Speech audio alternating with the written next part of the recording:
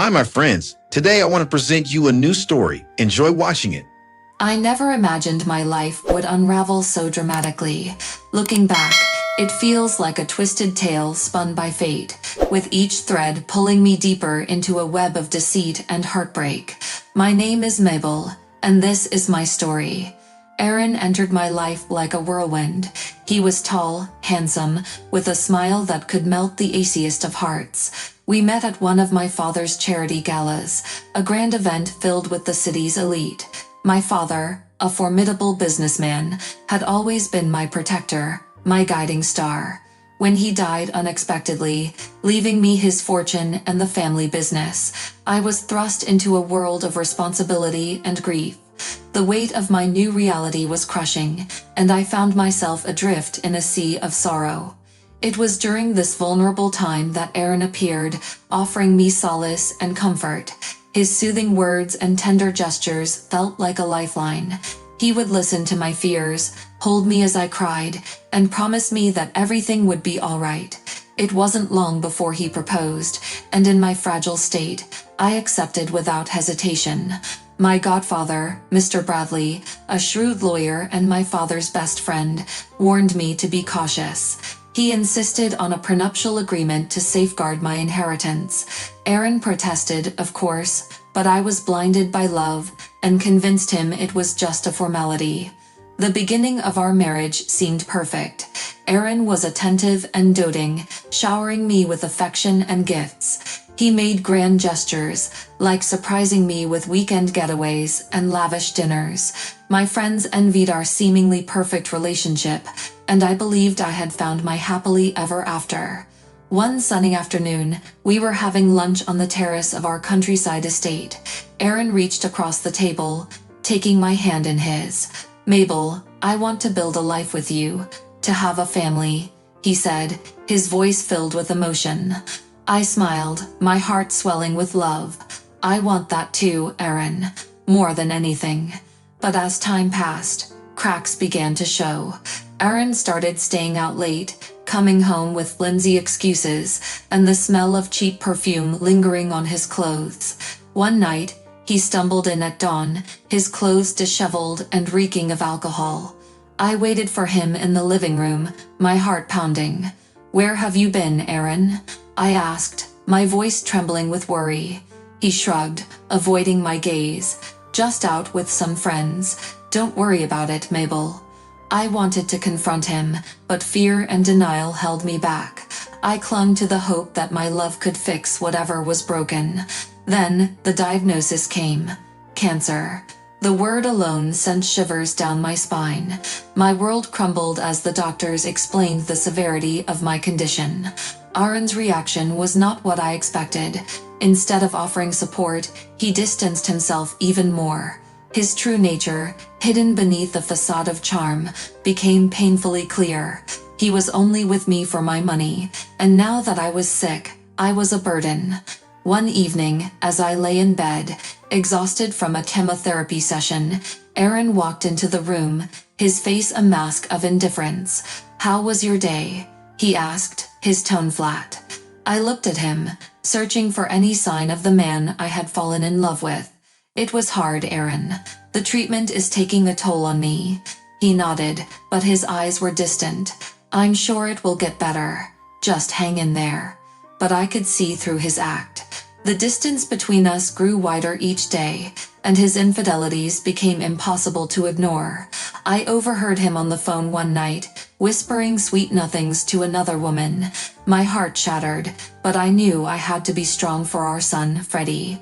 Freddy was only 4 years old, a bright and cheerful child who was the light of my life. One morning, as I was preparing breakfast, Freddy ran into the kitchen, his eyes wide with excitement.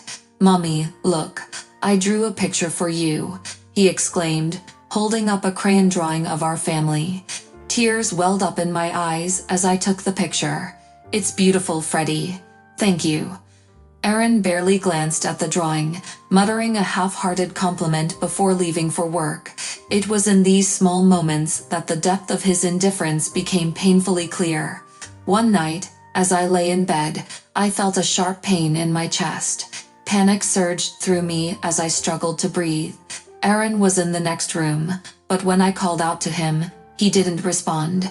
Desperate, I managed to reach my phone and dialed Mr. Bradley's number. "Mr. Bradley, it's Mabel.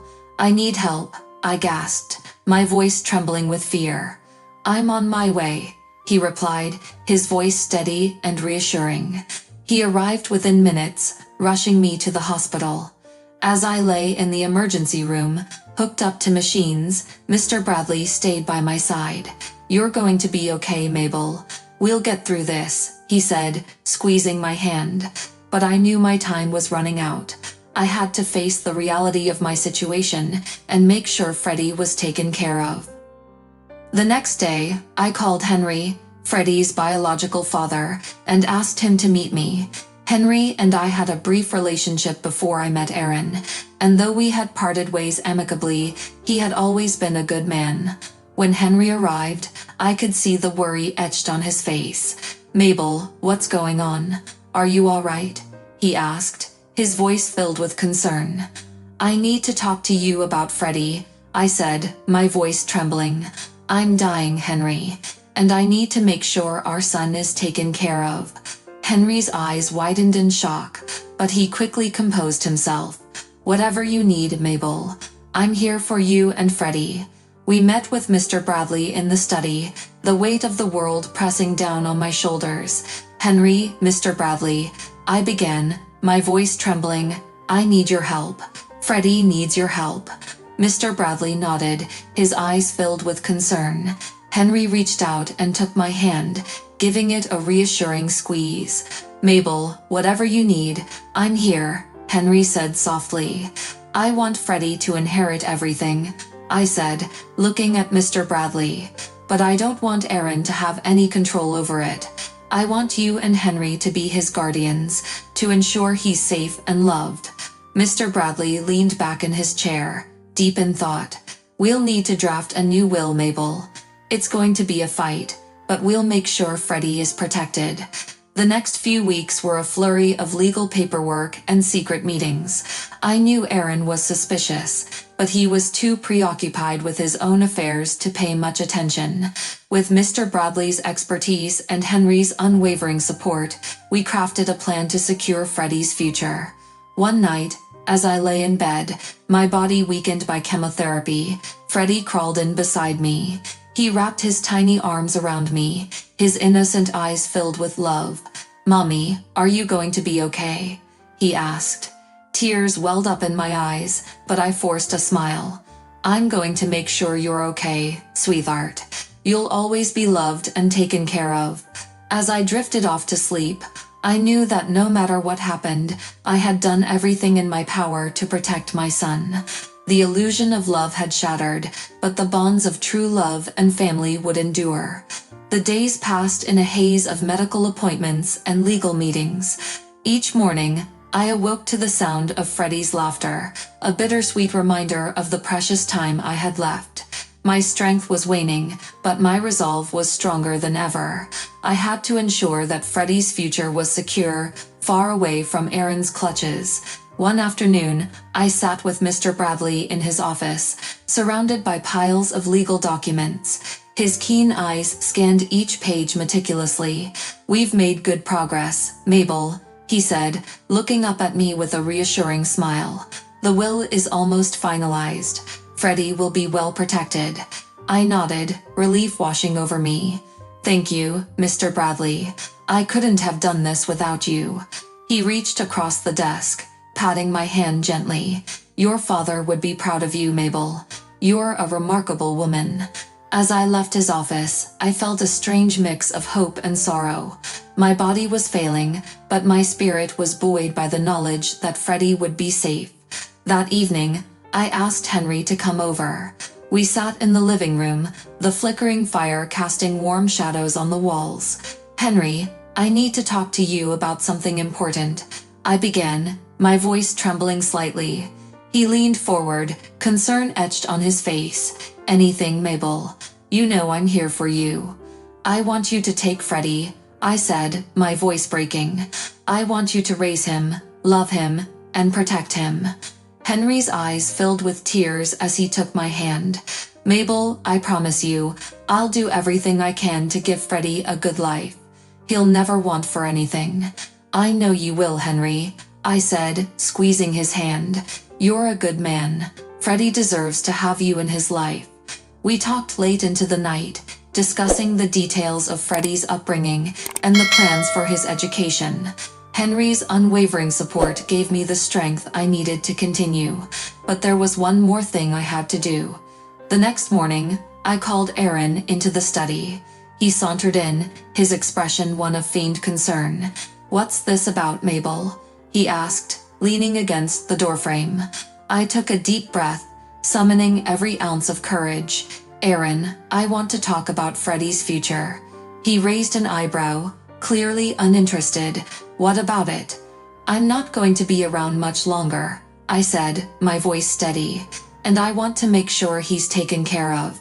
Aaron smirked, crossing his arms. "You think I can't take care of my own son?" I met his gaze, unflinching. "I know you can't. You're only interested in my money, and I won't let you use Freddy to get it." Aaron's expression darkened, but before he could respond, Mr. Bradley entered the room. "Mr. Bradley, what's going on?" Aaron demanded, his voice tinged with anger. "I'm here to ensure that Mabel's wishes are respected," Mr. Bradley replied calmly. "We've drafted a new will. Freddy's inheritance will be managed by me and Henry. You won't have access to any of it." Aaron's face contorted with rage. "You can't do this. I'm his father." "Yes, but you're not fit to raise him," I said, my voice firm. "Freddy deserves better." With a final glare, Aaron stormed out of the room, slamming the door behind him. I collapsed into my chair, exhausted but relieved. Mr. Bradley sat beside me, his expression one of concern. "Are you all right, Mabel?" he asked softly. "I'm fine," I replied, though my body ached with fatigue. "Thank you for being here." In the following weeks, Aaron's behavior grew more erratic. He stayed out late, often not returning until dawn. The house, once filled with laughter and warmth, became a place of tension and unease. Freddy sensed the change, clinging to me with a newfound fear. One night, as I tucked him into bed, he looked up at me with wide, innocent eyes. "Mommy, why is Daddy always angry?" I stroked his hair, my heart breaking. "Daddy's going through a tough time, sweetheart, but you don't have to worry. You're safe with me." Freddy nodded, snuggling closer. "I love you, Mommy." "I love you too, my precious boy," I whispered, kissing his forehead. The days blurred together, each one a battle against my failing body. Henry visited often, helping with Freddy and providing much-needed support. One afternoon, as we sat in the garden, watching Freddy play, Henry turned to me, his expression serious. "Mabel, there's something I need to tell you," he said quietly. "What is it, Henry?" I asked, sensing his unease. "I've been offered a job in another city," he began, hesitating. "It's a great opportunity, and I think it would be good for Freddy and me to start fresh." I felt a pang of sadness, but knew he was right. "You should take it, Henry. It will be good for both of you."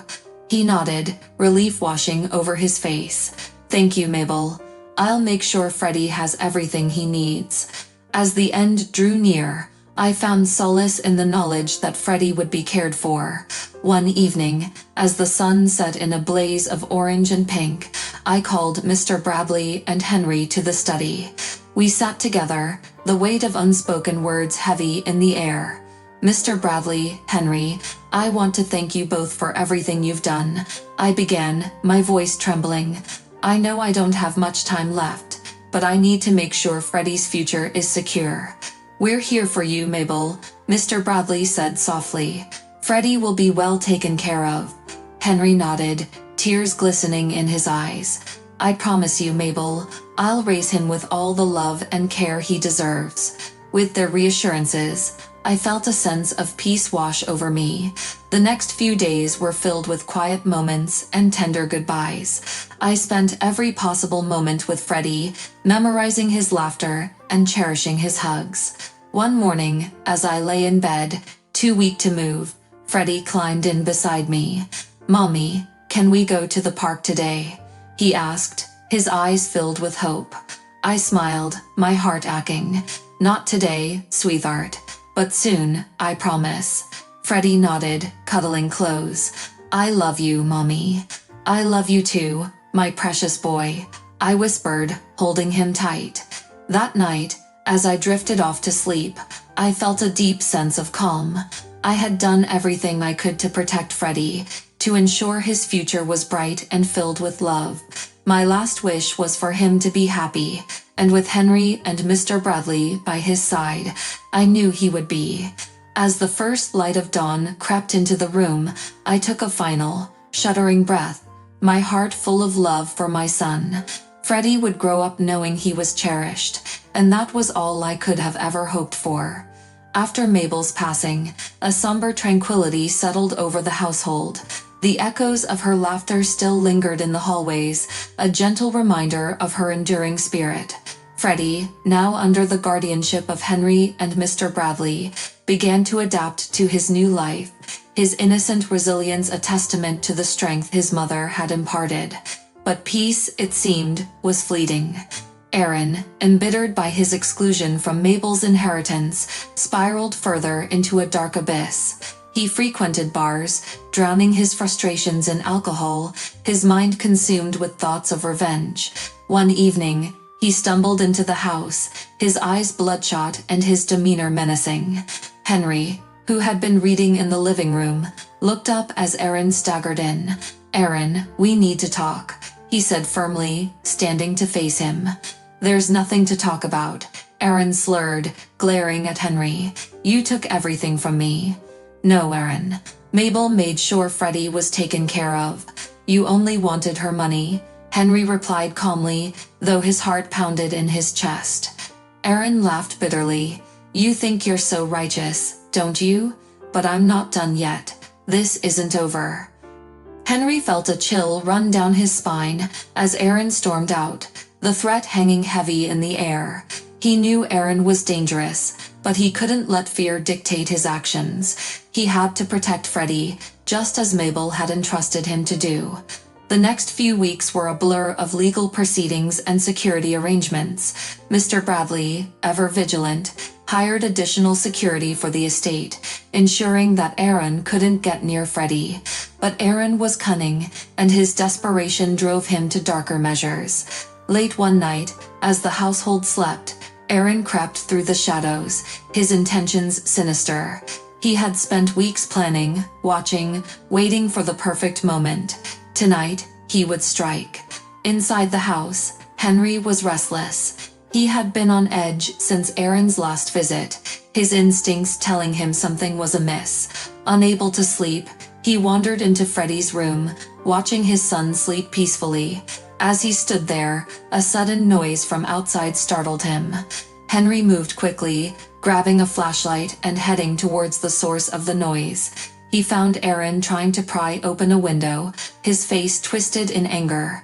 "Aaron, stop," Henry shouted, his voice firm. Aaron turned, his eyes wild. "I told you, this isn't over," he hissed, lunging at Henry. The two men grappled, their struggle intense.